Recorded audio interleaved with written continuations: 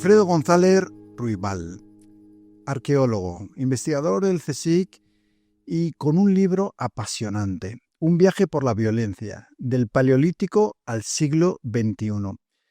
Te han llamado, bienvenido al podcast, por cierto, Gracias. el arqueólogo de la violencia. No sé si es algo con lo que te identificas.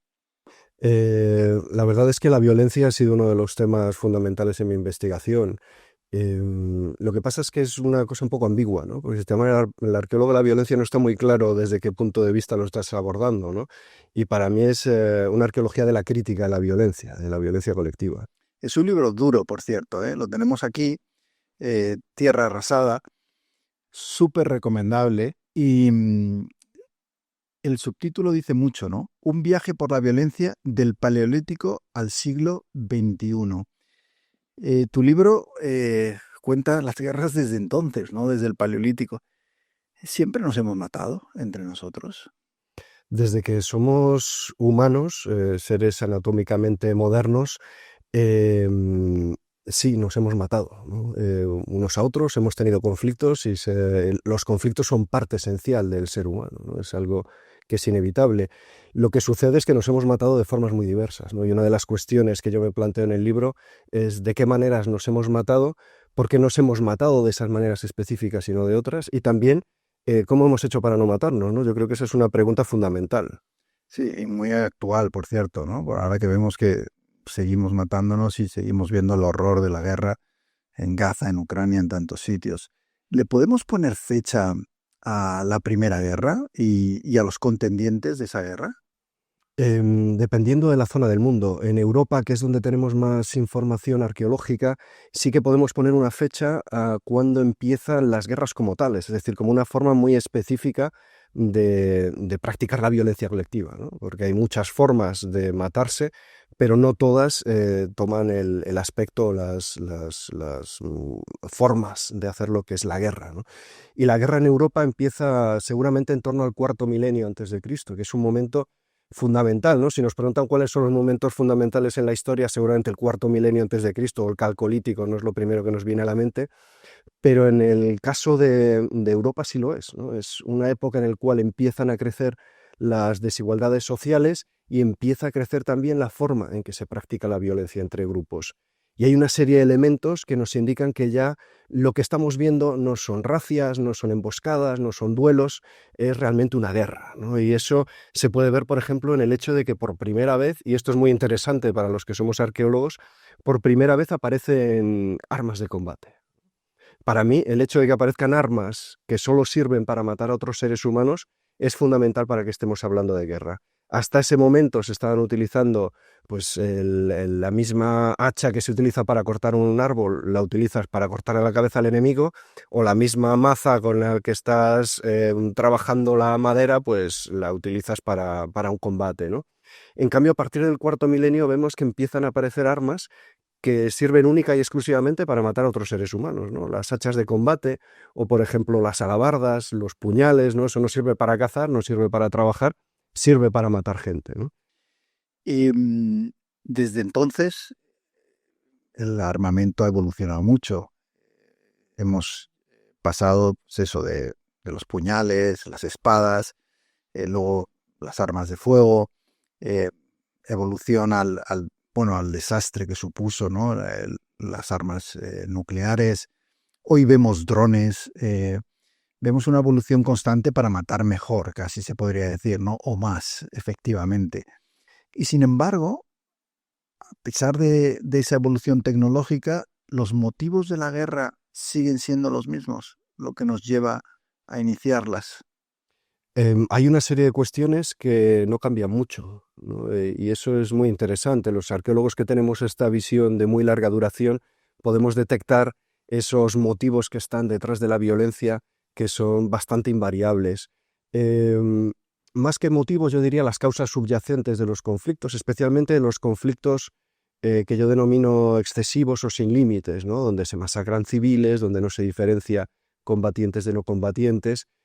Y una de las cosas, por ejemplo, que se ve muy bien, que funcionan a lo largo de la historia, como motivo, como causa subyacente de estos conflictos excesivos, son las crisis climáticas, por ejemplo, ¿no? Un momento en el cual no solo cambia el clima, que es algo natural, sino que cambia de manera imprevisible, de manera que las sociedades humanas no pueden adaptarse a ese nuevo cambio.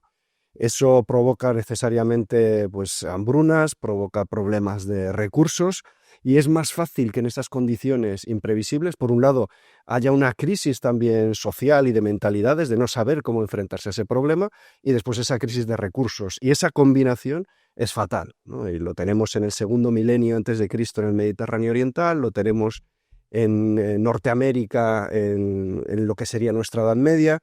Y en todos los casos se producen conflictos que son de una extremada virulencia. Y esto para mí es toda una advertencia para lo que está sucediendo ahora, ¿no? Ya en muchos sitios, en el Sahel, por ejemplo, en África. Es decir, la historia se repite. De nuevo estamos en una emergencia climática, de nuevo, bueno, desertificación, por ejemplo, el agua, ¿no? Empieza a ser escasa y esto a ti te hace pensar que vamos hacia un futuro más bélico.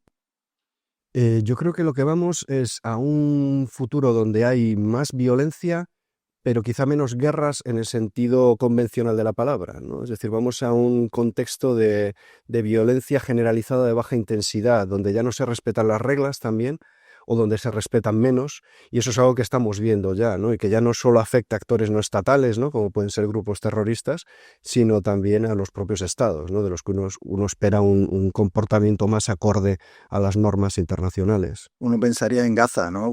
Con esto que dices. Un arqueólogo que dentro de mucho tiempo, ¿no? Esté haciendo tu trabajo, suponemos que con más medios tecnológicos y demás, em, y se vaya a investigar, como haces tú, yacimientos arqueológicos, restos de la guerra, huesos y demás, y viaje a Gaza, ¿cómo analizaría lo que está pasando? Pues desgraciadamente una de las cosas que mejor conservan el registro arqueológico son los grandes desastres, ¿no? El caso más evidente es Pompeya. Las guerras y los genocidios son grandes generadores de registro arqueológico y el caso de Gaza se ve muy bien, o sea, realmente están arrasando completamente todos los espacios habitados y eso está creando todo un nivel arqueológico donde queda sellada no solo la huella de la violencia, sino también la vida de todas esas personas que habitaban Gaza y que han sido pues exterminadas o expulsadas de sus hogares, ¿no? Ahí realmente lo que tenemos es una especie de cápsula del tiempo de un contexto de crímenes de lesa humanidad. Y ¿es esto una tendencia que llevamos dentro los humanos, esto de exterminar al otro, ¿no? Los genocidios los hemos visto, ¿no? Los hemos visto en Europa, en Alemania, los hemos visto en Camboya, los hemos visto con los Yemenes Rojos, los hemos visto en Ruanda. No parece que haya una diferencia ni racial, ni de nacionalidad, ni de religión. Parece que cada cierto tiempo hay una necesidad de exterminar al otro, de hacer desaparecer a un grupo que consideramos una amenaza para nosotros. Y esto me imagino que a lo largo de la historia ha sido algo que se ha ido produciendo y que no conseguimos dejar atrás. Mm, sí, hay una especie de pulsión latente, ¿no? al exterminio. Lo que pasa es que una de las cosas que yo insisto en el libro es que quizá prestamos demasiada atención a esos momentos de explosión de violencia y no prestamos suficiente atención a todos esos periodos que son larguísimos en los cuales somos capaces de no matarnos, ¿no? Que aprendemos eh, a gestionar nuestros conflictos de otra manera. Incluso cuando hay conflicto, incluso cuando hay una guerra, somos capaces de mantenerlo dentro de unos determinados límites, ¿no? Y yo creo que eso es muy importante y creo que deberíamos enfatizarlo más, porque nos da una visión distinta también de cómo somos como seres humanos, ¿no? Creo que esencialmente a lo que tendemos es a evitar el conflicto, a gestionar el conflicto. Si no estaríamos matándonos continuamente, ¿no? Estaríamos pegándonos por la calle, invadiendo otros países, y la realidad es que no es así, ¿no? En la mayor parte O de sea, la la guerra es historia excepcional. es un fenómeno excepcional en la historia, ¿no? Lo que pasa es que en estos momentos, sobre todo, tenemos tantísima información, no solo la que nos llega a través de los medios actualmente, sino tantísima información histórica, eh, que lo que vemos es como lo que solemos decir, ¿no? Nos hemos matado siempre, la violencia es parte consustancial al ser humano y no podemos salir de ahí. Sí podemos. Tenemos que ser capaces de descomprimir la historia, ¿no? De dejar verlo como... Es que en realidad estamos hablando de muchísimos años, de muchísimos siglos y de un territorio amplísimo, ¿no? Y hay zonas del mundo donde no ha habido conflictos durante siglos, ¿no? Estoy pensando en Suiza. En Suiza llevan 500 años sin matarse, ¿no? Sí, además tienen esta idea de la neutralidad. Cuando ha habido un conflicto, ellos han dicho, nosotros no intervenimos, ¿no? Pero incluso en el caso de España, ¿no? Que somos tan pesimistas con nuestra propia historia, hace 80 años que no nos matamos, ¿no? Por lo menos de una forma completamente salvaje, ¿no? Es decir, hemos tenido terrorismo, Tampoco evidentemente. parece mucho, ¿no? 80 años. Bueno, 3 años de guerra, 80 años de paz, efectivamente, no es muchísimo, pero hemos tenido muchos más años de paz que de guerra, ¿no? Yo creo que hemos sido capaces de mantener nuestros conflictos, digamos, más o menos dentro de unos límites, ¿no? España en el pasado ha tenido su aportación a esa idea de la limpieza étnica, ¿no? Hemos buscado la pureza, igual que otros pueblos, a veces con violencia. No sé si la Inquisición en el lado religioso, por ejemplo,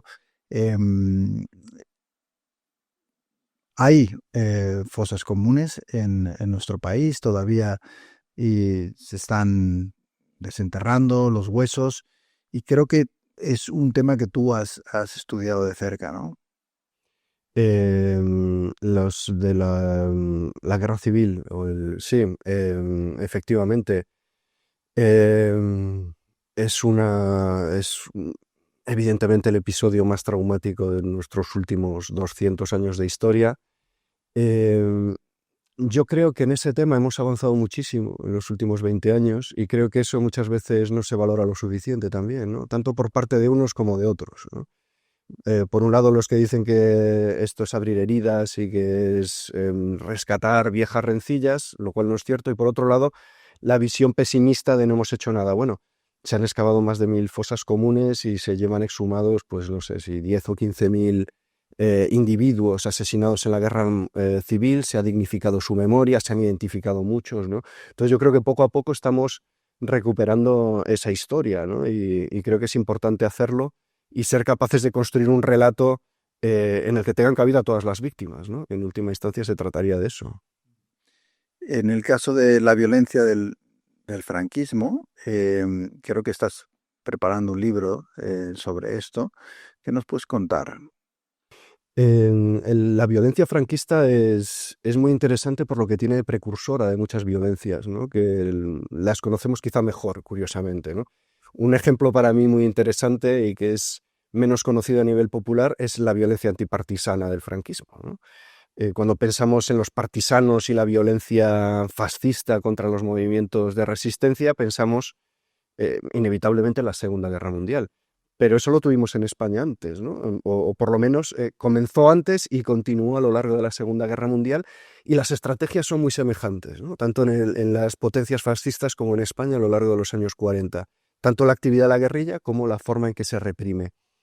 Y la arqueología tiene muchísimo que decir aquí, porque esto es una guerra sucia, una guerra silenciada, donde se están cometiendo muchísimos asesinatos extrajudiciales por parte de las fuerzas represivas, y la documentación que tenemos tiende a ocultar eso sistemáticamente, ¿no? Entonces se habla de la famosa ley de fugas, se intentaron fugar y los tuvimos que matar, o murieron en tales circunstancias, en un combate. La arqueología descubre esas fosas y descubre la verdad. Encuentra pues, a 10 guerrilleros con un tiro en la cabeza de pistola, ¿no? Con lo cual ya estás demostrando que ese relato no, es falso, ¿no? Que No eran estás hablando de combate. ejecuciones y no... Una ejecución sumaria, claro. Claro, tú analizas los huesos te cuentan muchas cosas, ¿no? Sobre cómo murieron las víctimas. En el caso de la guerra civil, comparado con otras guerras, el grado de brutalidad en España, ¿dónde lo sitúas? Las guerras civiles es que, por lo menos durante los últimos 150 años, siempre son muy brutales, ¿no? Porque hay elementos ideológicos clave que las explican. La guerra civil rusa, por ejemplo, fue una cosa horrorosa, ¿no? La guerra civil finlandesa. La guerra civil española realmente en términos de asesinatos de retaguardia está entre las más letales, ¿no?, de la primera mitad del siglo XX. No llega evidentemente al caso de Rusia, pero desde luego en el caso de Europa Occidental es de los más salvajes. Nos cuesta un poco, ¿no?, mirar al pasado oscuro. Creo que es algo que le pasa a todos los países, ¿no? El rescatar esos huesos, ¿no? Pero tú imagino que crees que es necesario, ¿no? Que hay lecciones de rastrear en ese pasado. Sí, además yo creo que es que hay que darle la vuelta a esto. Lo de es que rescatar los huesos, los asesinatos, las masacres está mal porque da una mala imagen. No, yo creo que da una buena imagen, porque quiere decir que cuidamos de nuestra gente. Es decir, no solo nos estamos preocupando de nuestros compatriotas del presente y los que puedan venir en el futuro, nos preocupa tanto nuestra gente que nos preocupa incluso la que ya no está aquí, la del pasado, y nos preocupa independientemente de su credo, de su ideología, ¿no? Creemos que nadie debe estar enterrado en una cuneta, ¿no? Y me da igual que la persona que esté enterrada en la cuneta sea de izquierdas o de derechas, ¿no? Sea un sindicalista o un cura, da igual, o sea, nadie debe ser asesinado por sus ideas y nadie tiene que permanecer enterrado en una fosa común por sus ideas, ¿no? Y yo creo que el que eso quede claro y que nosotros nos preocupemos de esa gente es una demostración de humanidad, ¿no? Es una demostración de nuestra altura moral como sociedad. En el caso de España, si uno mira la historia, una de las acusaciones principales que se hacen, sobre todo, incluso todavía hoy, políticos en México y en otros países latinoamericanos, acusan a España de haber cometido un genocidio con la conquista de América. ¿Esa acusación se sostiene en base a los hallazgos arqueológicos? El problema es que los hallazgos arqueológicos para la conquista de América son muy pocos y muy ambiguos, ¿no? Uno podría pensar que un fenómeno como de esa amplitud y que implicó tantísimos muertos tendría que haber dejado más huella, ¿no? Por un lado, estamos hablando en muchos casos de contextos tropicales donde no se conservan bien las fosas comunes, y por otro es cierto que tampoco se ha investigado mucho la historia colonial, ¿no?, la arqueología colonial respecto a la precolombina. En todo caso, yo creo que sí que hay un acuerdo, un consenso entre historiadores que estrictamente un genocidio como tal no hubo. Sí que hubo unas políticas que en muchas instancias fueron eliminacionistas, ¿no? Que no importaba la muerte masiva de las personas que se estaban conquistando o colonizando, pero es difícil aplicarle el concepto de genocidio, ¿no?, tal y como lo estamos aplicando en el mundo contemporáneo, ¿no?, donde claramente hay un plan de exterminio del otro. A los conquistadores, fueran españoles, portugueses o holandeses, no les interesaba exterminar a la población que querían explotar. Es más que la enfermedad o otras causas provocaron y no, digamos que como decías tú, no importó tanto, ¿no? Pero eso sí que es algo que se puede detectar arqueológicamente, sobre todo en Estados Unidos, que se ha hecho mucho trabajo al respecto. Sí que se ve cómo las condiciones de vida de la población indígena caen estrepitosamente a partir de la conquista española, ¿no? Hay huellas de estrés físico, de que tienen que trabajar más, hay huellas de enfermedad, de malnutrición, es decir, claramente se ve que la vida de estas personas, sobre todo en el siglo XVI y XVII, de estas poblaciones nativas, descendió muy claramente. Dices que el genocidio, o no sé si lo dices tú, o lo he creído leer en el libro, es algo europeo, o los orígenes, ¿no? Es que fuimos los primeros, los europeos, en planificar el exterminio de los no europeos, ¿no?, en esas conquistas. Lo que es muy europeo, muy particular del mundo occidental, de un momento muy concreto, ¿no?, de finales del siglo XVIII, es esa idea de que un determinado grupo humano tiene que ser completamente exterminado, que no tiene que quedar ninguno vivo, ¿no? Porque por motivos generalmente raciales, ¿no?, a finales del XVIII y el XIX se considera que el otro no es perfectible, no se puede mejorar. Tú a un tasmanio no lo puedes mejorar porque es como un neandertal, entonces no queda más remedio que exterminarlo, dejar que se muera, favorecer que desaparezca de la tierra para que las razas superiores, los blancos, podamos ocupar su lugar, ¿no? Entonces, esa idea, que está basada en el racismo biológico, es muy específica de un momento concreto de la historia de Europa, ¿no? Tampoco hay que pensar que es parte de nuestra identidad esencial, porque eso no existe, ¿no? No existía antes ni ha existido después, ¿no? Por lo menos en la actualidad nos horroriza esa idea la mayor parte, ¿no? ¿Hay pueblos con más tendencia a la violencia o a la guerra? ¿O es simplemente una condición, digamos, muy parecida en lo que es la especie humana, ¿no? No sé si en tus estudios que han llevado a diferentes partes del mundo has detectado que haya una tendencia mayor a esa violencia geográfica o étnica. En general depende mucho de las circunstancias históricas y del contexto, ¿no? Es decir, uno puede decir, los estados son más proclives a la violencia. ¿El Estado suizo es más proclive a la violencia? Hombre, el Estado sirio evidentemente sí lo era, ¿no? Entonces, el Estado como tal, pues puede ser una cosa a la contraria, ¿no? Es difícil sacar leyes universales. Sí es cierto, por ejemplo, que en las sociedades nómadas la violencia es más generalizada, está más institucionalizada, por ejemplo, y tiene que ver, entre otras cosas, por las condiciones en que se desarrolla el nomadismo, ¿no? Que son las condiciones ambientales muy extremas, ¿no?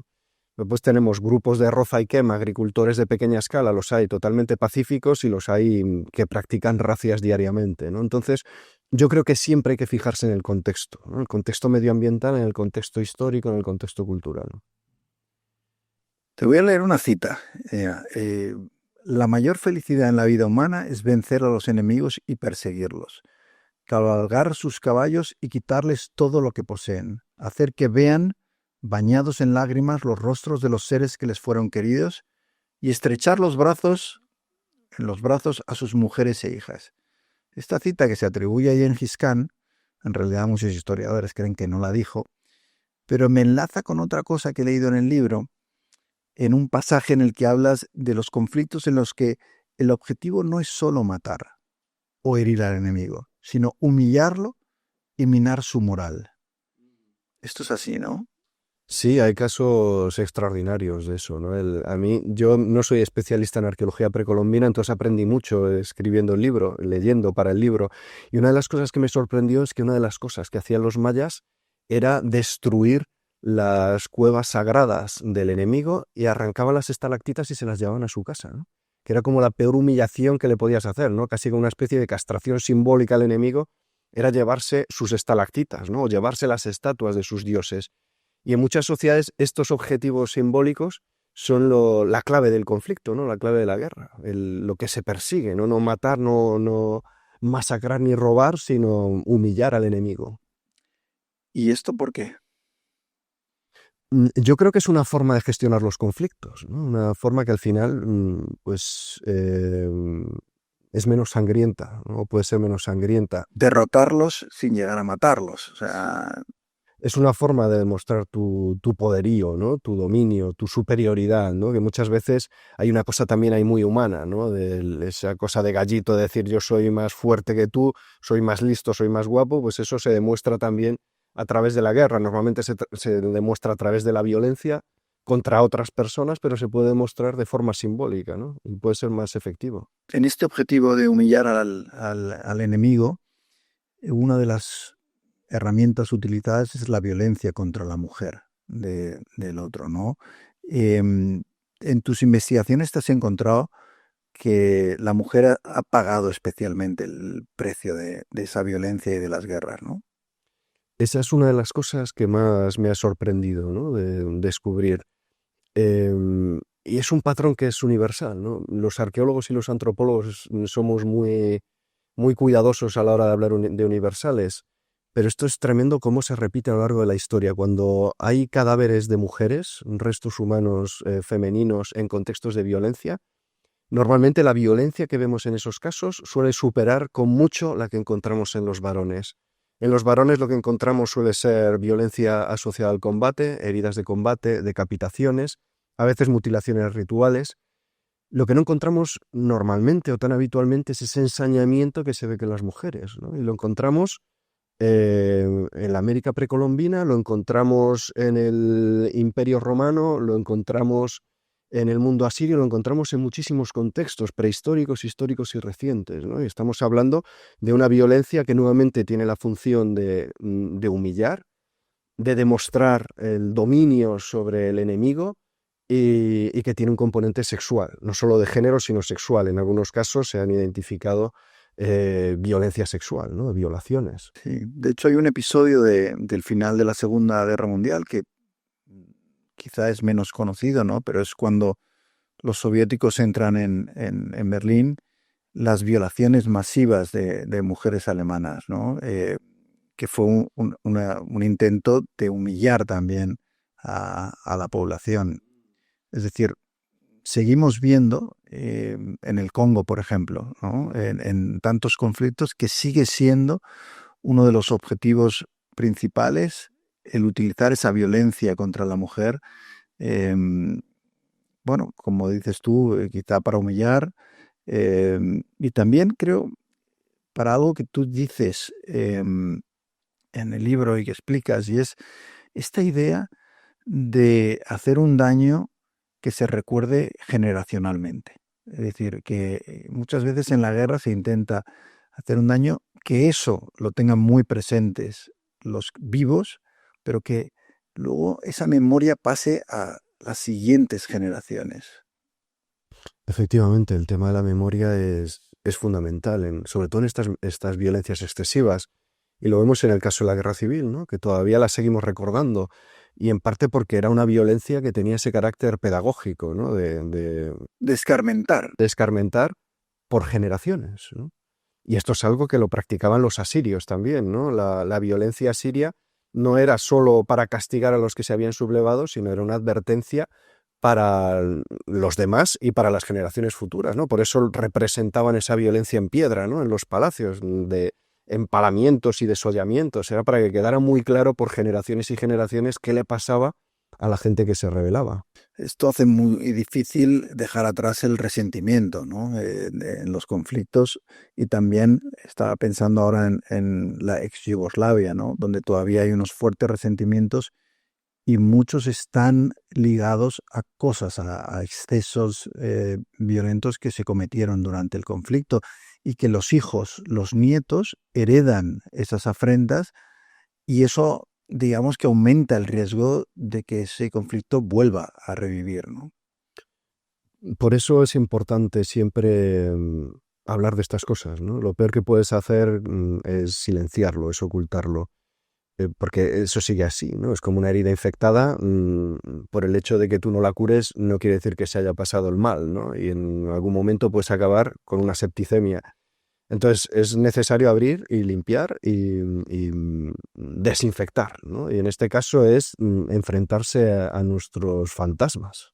Sí, que esto en España nos ha costado, ¿no? El enfrentarnos a nuestros fantasmas siempre ha sido difícil, y es verdad que a mí me da la sensación de que hubo un periodo de tregua, de desmemoria, de todos aparcar un poco lo que había pasado, y sin embargo yo veo en la gente joven muchas veces ahora pues llamarse o insultarse ideológicamente fachas rojos, que son los términos de la guerra civil, ¿no? Que parece que vuelven otra vez a utilizarse. Sí, y yo creo que también pensamos que el pasado está más lejos de lo que está. Creo que la visión que tenemos los arqueólogos o los geólogos, que es de mucha más larga duración, nos hace ver esto con otra perspectiva, ¿no? Para mí la guerra civil es antes de ayer, ¿no? O sea, En términos históricos, no ha pasado nada. claro, o sea, para mí mucho tiempo puede ser 2000 años, ¿no? Pero es que todavía hay gente viva que vivió la guerra civil, ¿no? Entonces, el pensar que las cosas se curan tan rápidamente, yo siempre pongo el caso de Israel, ¿no? Cuando se dice, bueno, es que ya llevamos 80 años hablando de esto, ¿no? Digo, el, los judíos nunca olvidaron la diáspora, el éxodo, ¿no? Siempre ha sido parte de su memoria colectiva. Cuando hay un trauma muy grande en una sociedad, eso no se olvida, ¿no? Mientras no las circunstancias no cambien y esas personas no consideren que esas circunstancias que provocaron el trauma no han sido adecuadamente tratadas, esa memoria va a seguir ahí y va a seguir siendo conflictiva. Otra violencia que describes es contra los niños. Y hay una cosa muy curiosa, ¿no? Y es que cuando se ejerce esa violencia contra los niños, según vuestras investigaciones, sí que hay una vergüenza, una culpa. Explícanos, además, que es muy interesante, cómo detectáis que hay, no sé si esa culpa o remordimiento a la hora de ejercer la violencia con los niños, que es otra de las cosas que habéis descubierto en vuestros yacimientos. Sí, eso es una cosa que es muy, muy llamativa y que se ve muy bien en el registro osteológico, ¿no? En los restos humanos. Y es que cuando aparecen restos de niños asesinados, con mucha frecuencia las lesiones que se pueden detectar en los huesos están en la parte de atrás, ¿no? Están en la parte de atrás del cráneo, generalmente. Quiere decir, se les ha matado bien porque estaban huyendo, bien se les ha matado sin verles la cara, ¿no? Mirar a los ojos a un niño y matarle, Es que me parece, creo que eso probablemente sea otro universal, ¿no? ¿Cómo puedes matar a un niño mirándole a la cara, ¿no? Y de hecho hay casos de testimonios, ¿no? En el caso de los nazis en la Segunda Guerra Mundial, de las primeras masacres, ¿no? Del holocausto a tiros, ¿no? En la primera fase, de los SS vomitando, ¿no? Porque no pueden soportar aquello, ¿no? Pues se acostumbran como uno se acostumbra a todo, ¿no? Pero es durísimo el matar niños. y sin embargo, en conflictos recientes estamos viendo que esto vuelve a ser una norma y que el respeto que pudo haber en algún momento ha desaparecido. Por ejemplo, en Gaza estamos hablando de más de 15.000 niños. Lo que pasa es que hay un elemento muy importante que es la distancia. Claro, no es lo mismo matar a un niño que tienes delante tuyo y ejercer esa violencia con un puñal o disparándole, que lanzando desde el aire o desde un barco, o sea, un misil, ¿no? Eso sí que genera, digamos, una distancia que te permite a lo mejor no sentir esa vergüenza que sientes si lo tienes delante tuyo. Hay una distancia física que es una distancia emocional. Cuando yo estaba haciendo arqueología de la Guerra Civil aquí en Madrid, documentamos los sitios donde estaba la artillería franquista que bombardeaba Madrid. Están en la Casa de Campo. Y está en un sitio que es idílico, ¿no? Porque está rodeado de encinas, está protegido por colinas, desde allí ni siquiera se ve la ciudad, ¿no? Porque había un observatorio en el Cerro de Garavitas, desde donde decían los objetivos que tenían que bombardear. Los artilleros no veían nada, ellos estaban en mitad de la naturaleza haciendo un proceso que es esencialmente técnico. Uno tiene que coger los proyectiles, el otro tiene que montar la espoleta, el otro lo tiene que poner en el cañón. Tú estás completamente absorto en ese proceso técnico y no ves a la gente a la que estás matando, no sabe ni siquiera si has matado gente, ¿no? No ver las consecuencias de esas bombas.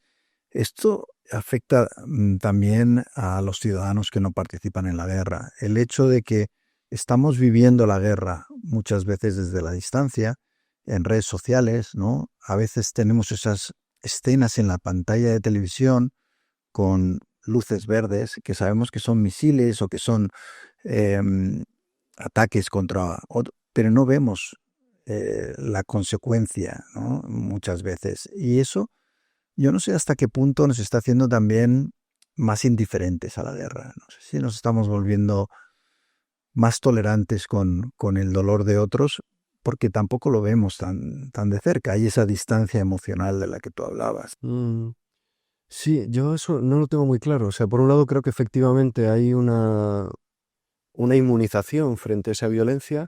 Por otro lado, creo que también hay una hipersensibilización, ¿no? Es que creo que hay muchísima gente que está muy sensibilizada y que esta circulación de imágenes es clave en esa sensibilización.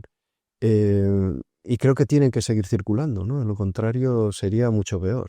Sí, ahí defiendo yo un poco el papel de los reporteros de guerra, ¿no? Que el hecho de estar allí y contar lo que está pasando, creo que es una manera también de intentar prevenir los conflictos, ¿no? Y que sería mucho peor si no hubiera testigos, si no hubiera periodistas jugándose la vida por contarlo.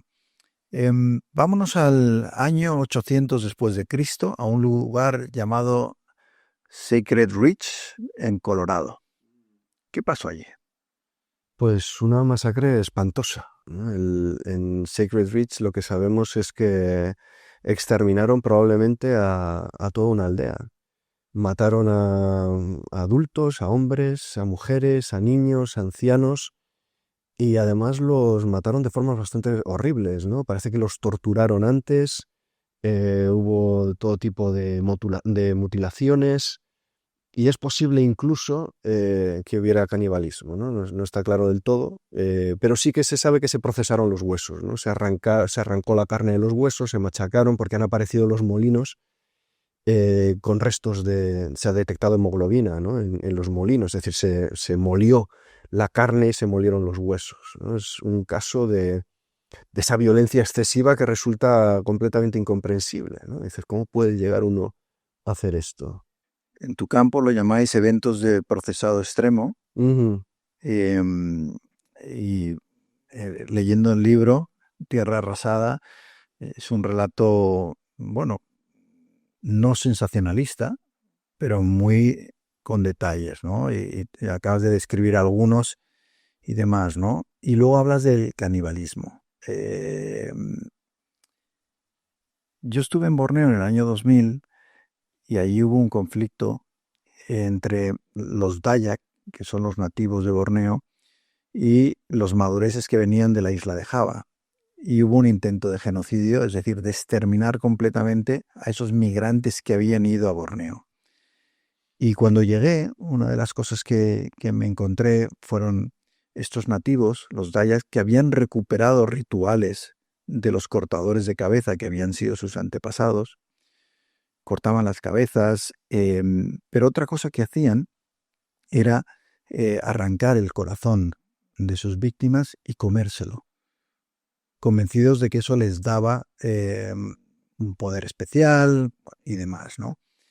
Eh, en las guerras más extremas, ¿hasta qué punto hay ejemplos de esto, ¿no? De canibalismo?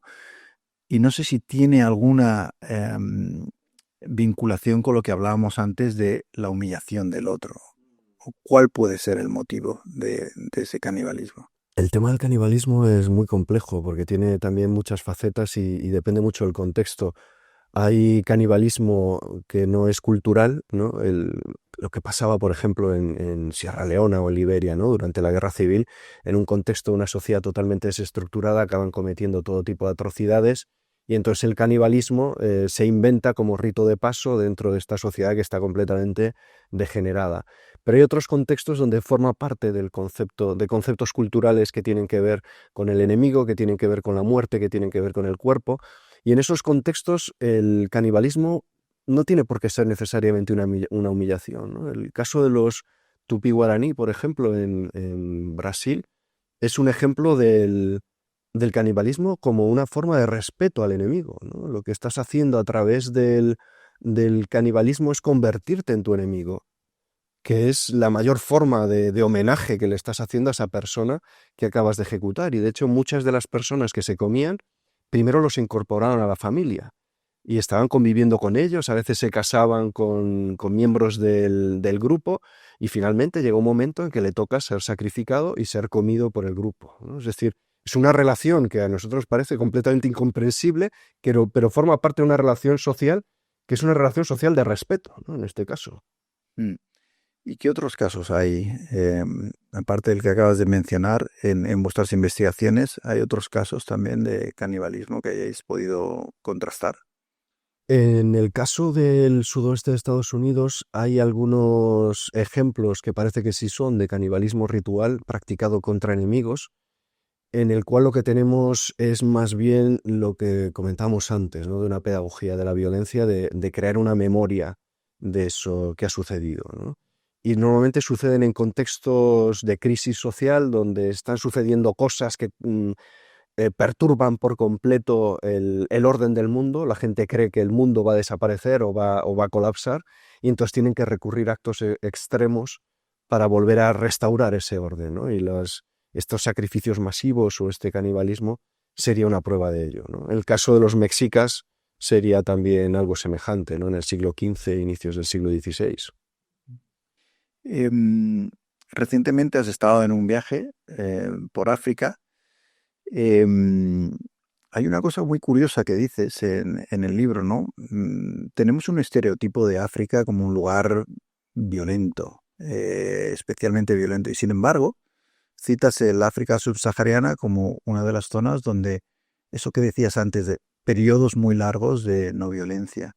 esto es así, ¿no? Tenemos un poco el cliché de que hay zonas más violentas, por ejemplo África, y no siempre es así. No, de hecho, la violencia en África es una cuestión relativamente reciente en términos históricos de larga duración, ¿no?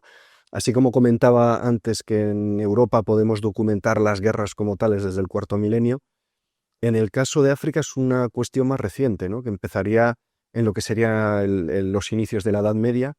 Y aún en esa época, si nos vamos al este de África, por ejemplo, desde Sudán hasta Mozambique, la inmensa mayoría de las ciudades son ciudades abiertas, ¿no? Mientras Europa es un mundo amurallado, gran parte de Asia o el Próximo Oriente también, que es todo un testimonio del conflicto mm, más o menos endémico que existe o la potencialidad del conflicto, en África las ciudades son abiertas, ¿no? Y son abiertas físicamente, no tienen murallas, pero son abiertas socialmente, son espacios muy multiculturales, donde viven comunidades muy diversas y están muy abiertas al mundo, ¿no? Esto es algo que se ve muy bien en la zona donde yo trabajo, en todo el Cuerno de África o en el este de África. Son ciudades abiertas al Océano Índico, ¿no? A la India, al sudeste asiático, a China. En tu último viaje a Somalia, aunque sé que la arqueología no es como la mitificamos los que crecimos con Indiana Jones, sí que tuvisteis alguna situación de riesgo. Cuéntanos. Pues llevamos mucho tiempo preparando un proyecto en Somalia, en la región de Puntlandia, es una región autónoma que está justo en el Cuerno de África. Llevamos 4 años preparando este proyecto, ¿no? Y justo cuando íbamos a ir, una semana antes, hay un atentado de ISIS que está muy presente en esta región. Entonces el gobierno lanza una contraofensiva, con la mala suerte de que los de ISIS están justo en las montañas detrás de donde están nuestros yacimientos. Así que nos fuimos a hacer arqueología a mitad de una guerra. Normalmente hago arqueología de la guerra en contexto de paz y en este caso hice arqueología de la paz en contexto de guerra. Que es interesante porque no podía ser más distinto lo que nosotros estábamos estudiando de las circunstancias en las que estábamos viviendo. Estábamos viviendo un conflicto de fundamentalismo islámico, de gente que no tolera la diferencia cultural, ni otras religiones, ni nada, ¿no? O sea, es la intolerancia extrema, y mientras lo que estábamos documentando era justo lo contrario, era la tolerancia total, ¿no? Estábamos documentando un sitio hace 2000 años donde coincidía gente de la India, de Roma, de la península arábiga, del sudeste asiático, africanos, para comerciar. Y estaban todos viviendo allí, rezando a sus dioses tranquilamente en un espacio neutral, ¿no? Y a 30 kilómetros tenemos a los del ISIS poniendo bombas trampa y los Predator Drone bombardeando a los del ISIS, ¿no? Es decir, es esa idea que tenemos muchas veces de que vivimos en el mejor de los mundos posibles en comparación con los pasados, pues depende mucho del contexto, evidentemente. Y tuvisteis, me imagino, que contar con seguridad mientras hacíais vuestro trabajo. Sí, en Somalilandia, que habíamos trabajado más veces, siempre vamos con una escolta. Lo que pasa es que suele ser un par de soldados. En este caso íbamos con pues, casi una compañía, ¿no? Llevamos ahí a cantidad de soldados, los technicals, estos, ¿no? Los Toyotas artillados, y se veía que había tensión en el ambiente, ¿no? De hecho, el sitio donde estábamos era una de las rutas de escape natural para los de ISIS, ¿no? Si conseguían echarlos de las montañas, temían que fueran a escapar por este lugar, que era un puerto de comercio en la antigüedad y sigue siendo un puerto de menor entidad actualmente, pero un lugar de comunicación importante, ¿no? Entonces estaba ahí destacado todo el ejército de Puntlandia esperando si llegaban los de ISIS, y en medio unos arqueólogos buscando cerámicas romanas, no sé, una cosa completamente surrealista. Sí, sí. Pero bueno, eso le da un toque de emoción, ¿no? A trabajo, ¿no? Que lo hace, bueno, un poco de aventura, ¿no? Sí, no, desde luego. Está siempre bien, ¿no? Tenerla. Em, Esto que has mencionado de este lugar idílico, ¿no? Mezcla de culturas, religiones, todos viviendo en paz, que hoy nos suena tan utópico, ¿no? En vuestras investigaciones, ¿veis que hay más violencia en lugares donde hay una mezcla de culturas, de religiones, de etnias, o en lugares más homogéneos? ¿Dónde crees que hay más riesgo? Normalmente donde hay más riesgos son en fronteras imperiales, ¿no? Donde dos grandes estados que buscan hegemonía choca, ¿no? Lo vemos en el caso del Imperio Romano, ¿no? Entre los sasánidas y los romanos, o los romanos y los germanos. En contextos estrictamente multiculturales, donde hay una gran diversidad de grupos humanos conviviendo con religiones distintas y culturas distintas, hay menos evidencia de esta violencia extrema. Yo creo que es porque aprendes a ver al otro como un ser humano, ¿no? Te acabas acostumbrando a convivir con gente que es muy distinta. Creces en una cultura de tolerancia, al final. Sí. Y eso es algo que pasa en todo el Océano Índico, ¿no? Durante 2000 años, por lo menos hasta el siglo XVII y XVIII, lo que tenemos es un contexto en la India, en el sur de Arabia, en el Cuerno de África, donde hay una gran tolerancia, ¿no? Hay momentos, evidentemente, de explosión de violencia también, porque ningún sitio es completamente pacífico, pero en general lo que se ve es una capacidad muy grande para la convivencia. Mm. En la historia de las guerras se produce un punto de inflexión, entiendo, en la Segunda Guerra Mundial, ¿no? Más de 50 millones de muertos. En esto yo no sé si tú tienes un dato, porque es que ves tantos datos diferentes sobre cuánta gente murió en la Segunda Guerra Mundial que es difícil. Bueno, más de 50 millones es uno de los que yo he encontrado. Y después de esto se crean unas reglas. Decimos, no podemos seguir haciendo la violencia de esta manera, no podemos matar indiscriminadamente, se empieza a pensar en los civiles, se crean, bueno, una serie de códigos, ¿no? Y aunque se producen guerras, incluso genocidios, Ruanda, conflictos y demás, parece que hay un periodo más pacífico, ¿no? Después, esas reglas se han venido abajo. Yo creo que estamos en ello. Efectivamente, después de la Segunda Guerra Mundial sigue habiendo guerras, algunas horribles, sigue habiendo crímenes de lesa humanidad y sigue habiendo genocidios, pero hay un acuerdo en que eso está mal. Y de hecho se juzga a los criminales de Ruanda, a los de Yugoslavia. Hay un acuerdo generalizado de que si tú haces ese tipo de cosas te conviertes en un paria, acabas siendo alguien que está expulsado del orden internacional, ¿no? Y eso ha funcionado. Evidentemente los poderosos se han salido más fácilmente con la suya, pero Estados Unidos jamás reconocería que está masacrando gente, ¿no? Y de hecho ha juzgado a sus propios soldados, incluso si acaban absueltos o con penas que nos parecen ridículas, a los criminales de My Lai en Vietnam se los juzgó, ¿no? Y pasaron por lo menos un cierto periodo en la cárcel, ¿no? Es decir, incluso las potencias imperiales hegemónicas son conscientes de que hay unas reglas y que tienen que cumplirlas o hacer como que las cumplen, ¿no?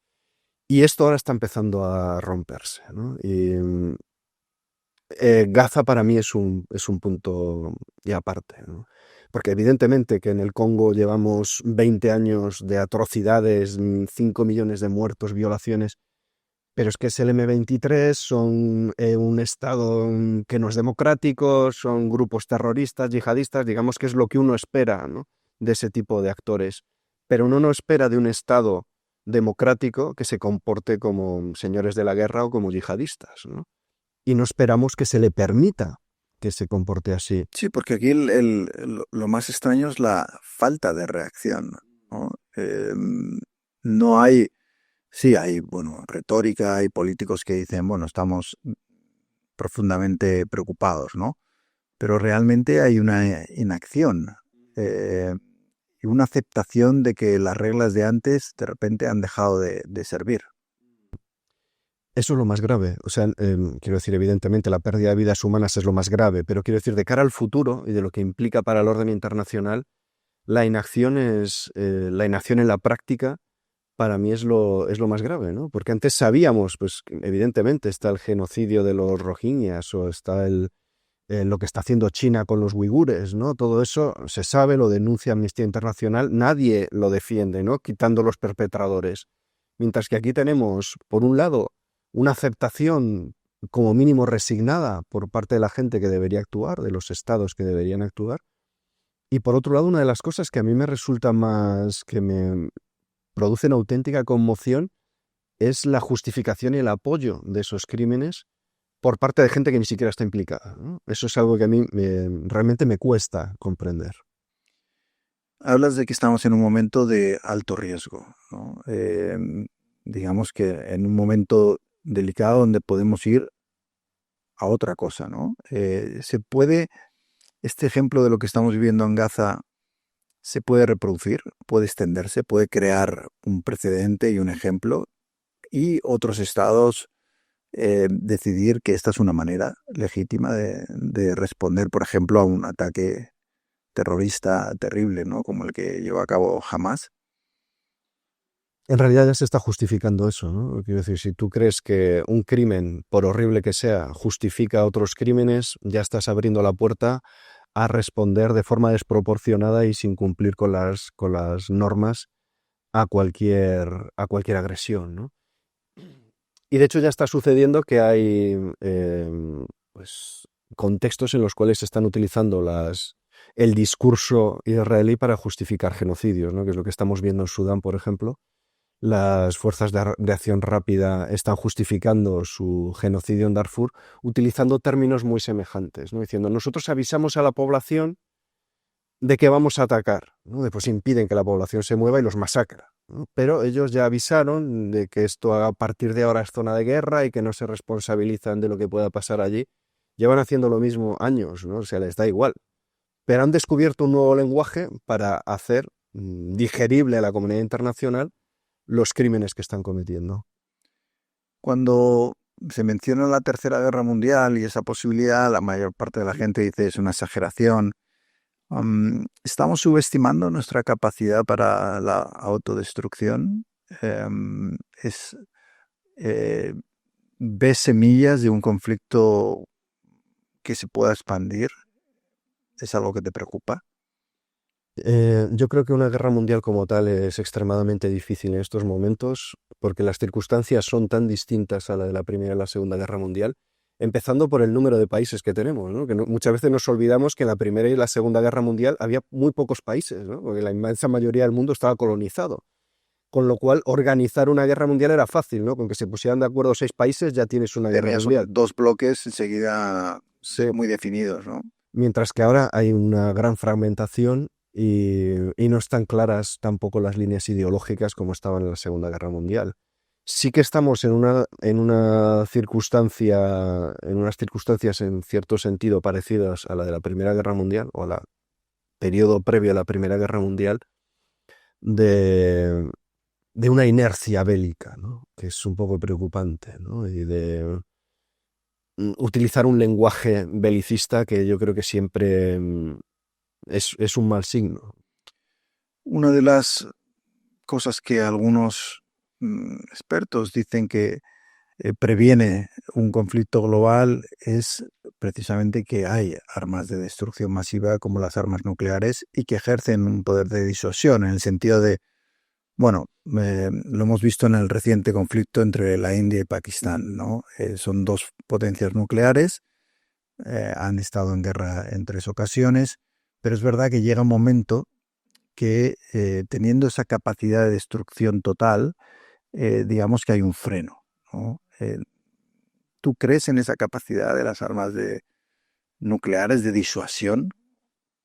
Yo creo que se ve bastante bien si comparamos la Primera Guerra Mundial y la Guerra Fría. El dicho este de si vis pacem para bellum, mm, evidentemente no es cierto, ¿no? Si el prepararse para la guerra puede llevar a la paz, pero puede llevar a la guerra también. En el caso de la Primera Guerra Mundial, la carrera armamentística fue uno de los elementos desencadenantes de la guerra. Hay un consenso entre los historiadores que esas suspicacias que llevó una carrera armamentística entre los bloques fue un elemento fundamental en provocar la Primera Guerra Mundial. En el caso de la Guerra Fría fue lo contrario. Esa carrera armamentística, por un lado, impidió que esa guerra se convirtiera en caliente, por lo menos a escala global, no a escala regional, y después, en última instancia, acabó provocando un desenlace pacífico de la guerra, ¿no? Cuando la Unión Soviética no fue capaz de seguir ese ritmo de innovación tecnológica. ¿Qué piensas que va a provocar las próximas guerras, las guerras del futuro? En estos momentos, con los problemas que tenemos en estos momentos, yo creo que la crisis climática es uno de los elementos clave. Y creo que la deshumanización es otra de ellas, ¿no? en relación con la inmigración, el retorno de posturas xenófobas y racistas. Creo que eso es una de las cuestiones que puede dar lugar a conflictos en el futuro. Hablas de la migración. Recientemente estaba en la frontera de Haití con República Dominicana, donde al final todo un país quiere abandonar una situación de violencia y de caos para ir a otro, ¿no? Y se está levantando un muro y, y digamos que, bueno, hay un endurecimiento de las políticas migratorias en todo el mundo. Hay una teoría y es que si nos separamos, si levantamos muros, si nos protegemos, si nos encerramos en nosotros mismos, evitamos el conflicto. Es casi una solución fácil, ¿no? ¿Hasta qué punto es así, ¿no? ¿Hasta qué punto vamos a un mundo donde después de la globalización la aspiración es a encerrarte en tu propio mundo, en tu país, con tu tribu? Lo que pasa es que ya sabemos que es una fantasía, ¿no? Que es una fantasía realizable y tenemos muestras sobradas a lo largo de la historia de que ese encerramiento es imposible. Eh, Hay aquí varias cuestiones importantes. Nos da mucho miedo lo de los millones de migrantes, ¿no? Eh, Muchas veces nos olvidamos del caso de la India y Pakistán cuando la partición.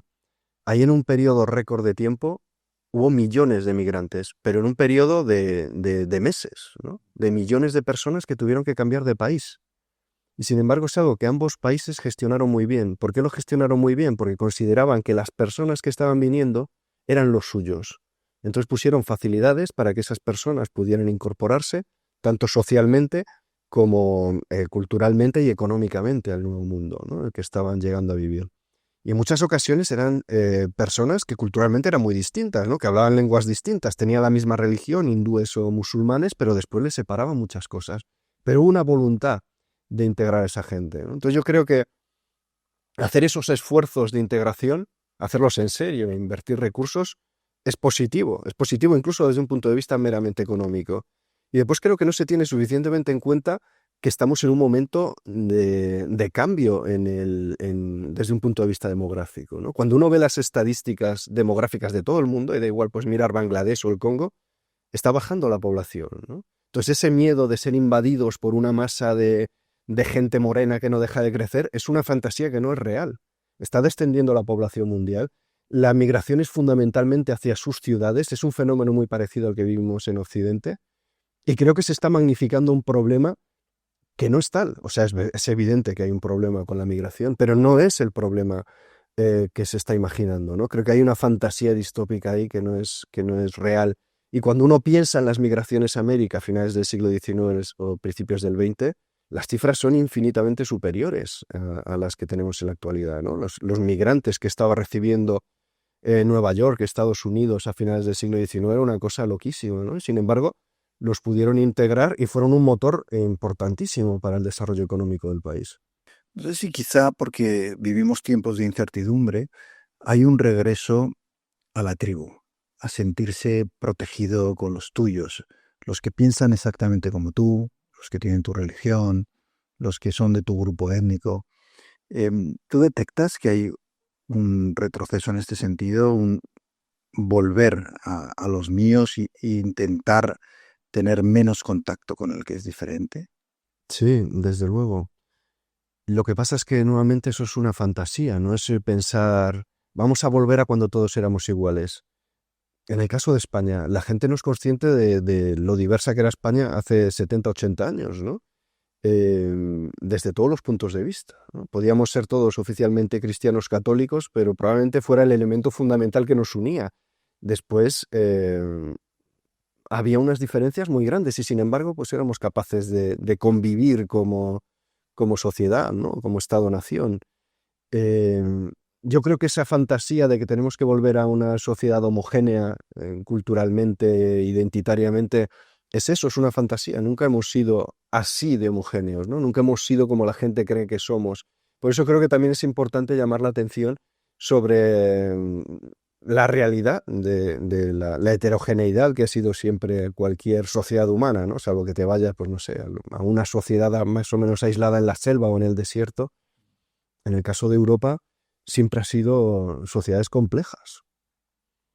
Quizá la pregunta más importante, eh, después de haber investigado la violencia y la guerra desde el Paleolítico hasta hoy, en tierra arrasada, ¿has llegado a alguna conclusión sobre cómo podemos evitar esas guerras? Yo creo que hay dos cuestiones muy importantes. Una de ellas es la memoria. Hablábamos antes de la pedagogía de la violencia en sentido negativo, pero hay una pedagogía de la violencia positiva, ¿no? De mantener el recuerdo del trauma. Y está claro que funciona. En el caso de Europa nos ha funcionado, ¿no? En el caso de España ha funcionado, que no es muchísimo tiempo, pero bueno, llevamos 80 años en paz. Y está presente el recuerdo de los horrores de la guerra civil, de los horrores del Holocausto. Entonces la memoria es fundamental para la paz. La segunda cuestión que es fundamental es la empatía, el ser capaz de ver a los demás como seres humanos, independientemente de cuál sea su raza, de cuál sea su religión o su ideología, ¿no? Yo creo que esa es una cuestión también de educación, de educar en el respeto a los demás, ¿no?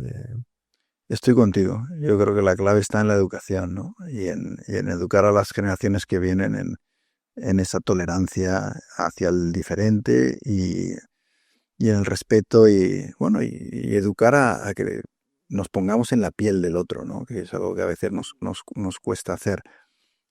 Última pregunta. ¿Imaginas un momento histórico, en algún momento, en el que los humanos, esta especie tan compleja, erradique completamente la guerra o es un imposible? Yo creo que igual que la guerra tiene un inicio, puede tener un final. Lo que tenemos que tener cuidado es que este final de la guerra sea para dar lugar a conflictos de otro tipo, porque conflictos siempre va a haber, limitados y no a un estado de violencia generalizada de baja intensidad, ¿no? Yo creo que ese es el gran reto, ser capaces de acabar con la guerra y de llegar a un estado de control de los conflictos, ¿no? Muchas gracias por haber estado aquí en el podcast del director. Y a todos vosotros os espero la próxima semana. Muchas gracias. Gracias.